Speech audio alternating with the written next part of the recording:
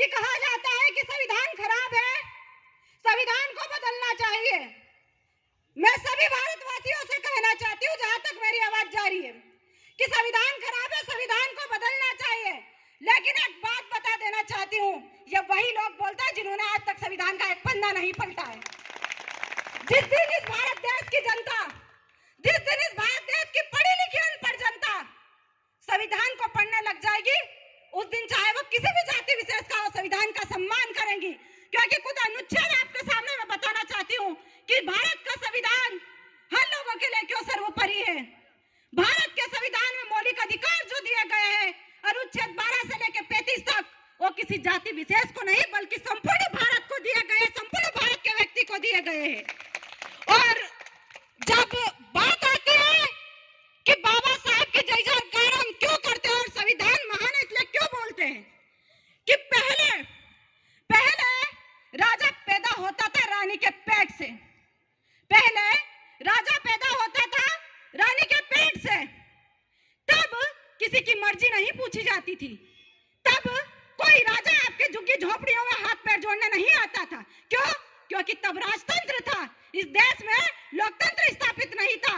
जब से हमारे देश का संविधान लागू हुआ है, तब से भारत देश में लोकतंत्र स्थापित हुआ है। और उस लोकतंत्र में बाबा साहेब भीमराव अंबेडकर ने सारी रानियों का ऑपरेशन कलम की धार से कर दिया था और कह दिया था कि इस भारत देश में अब कोई राजा रानी के पेट से पैदा नहीं होगा। मैंने सारी रानियों का ऑपरेशन कलम की धार से संविधान लिख के कर दिया है। इस भारत देश में अगर कोई राजा पैदा होगा अब, तो एक नौकरानी के पेट से भी पैदा हो सकता है और आपके और हमारे वोट से पैदा हो सकता है। यह सबसे बड़ी संविधान की महानता।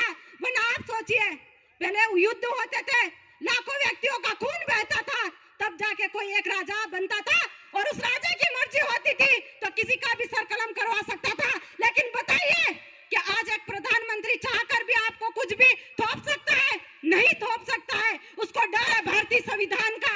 और प्रधानमंत्री आपका सेवक बन के आपकी गलियों में हाथ जोड़ता है। यह संविधान की ताकत है। और एक बात और मैं भारत की महिलाओं को बताना चाहती हूँ कि बहनों, जागिए आप लोग, कि आज भी आजादी के इतने सालों के बाद भी बड़े दुख की बात है कि भारत देश में एक ही महिला प्रधानमंत्री बनी है। क्या कारण है? क्या कारण है कि आप लोग की उन्नति के रास्ते आज भी खुले नहीं है? क्योंकि बाबा साहेब ने आपको विद्यालय की ओर जाने का बोला था, बाबा साहेब ने आपको संविधान पढ़ने का बोला था, बाबा साहेब ने अनुच्छेद 15 के अंतर्गत आपको समानता का अधिकार दिया था, लेकिन आपको उसकी परवाह नहीं है। और लोग संविधान को आपके घर घर क्यों नहीं पहुंचने देते? आपको क्यों भड़काते हैं कि देश का संविधान खराब है? क्योंकि उनको पता है कि संविधान में हर नागरिक के अधिकार दिए गए हैं। और जब हर नागरिक अपने अधिकारों से परिचित हो जाएगा तो सरकार से सवाल पैदा करने लग जाएगा। इसलिए अगर इनको गूंगे बहरे बनाना है तो संविधान के विरोध खड़ा कर दो इनको। लेकिन मैं इस देश की आवाम को यह से आह्वान करना चाहती हूँ कि अगर इस भारत देश की एकता को बचाना चाहते हो, इस भारत देश में लोकतंत्र को मजबूत करना चाहते हो, तो आपको संविधान बचाना पड़ेगा। क्योंकि संविधान है तो आपका वजूद है, वरना संविधान जिस दिन खत्म हो गया आप लोग रोड पे आ जाओगे। तो मैं समय का ध्यान रखते हुए, मुझे पता है, लेकिन मैं फिर भी कहना चाहूंगी कि महिला शक्ति बहुत कम होती है और जितनी रहती है उतनी बहुत काफी रहती है। तो मैं उनका समय तो लूंगी, क्योंकि बाबा साहब ने कहा कि हक अधिकार मांगने से नहीं मिलता, छीनने से मिलता है। तो शुरुआत मैं ही करती हूँ महिलाओं के लिए भी। मैं दोहरे सर की मेहनत के लिए वो पंक्तियां बोलना चाहूंगी।